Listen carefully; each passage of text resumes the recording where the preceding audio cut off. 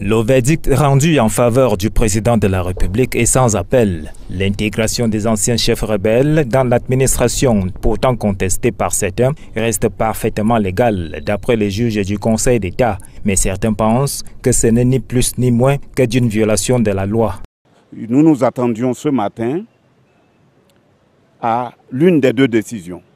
Un, puisque nous avions évoqué les violations de la Constitution, et comme la loi organique du Conseil d'État dit que si elle est saisie par rapport aux violations de la Constitution, automatiquement, elle doit surseoir et transmettre le dossier à la Cour constitutionnelle.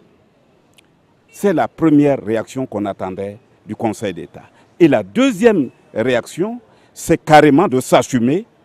La loi a été violée, la loi sur la parité, le recrutement des chefs rebelles dans le gouvernement au poste de préfet, de sous-préfet et de conseiller.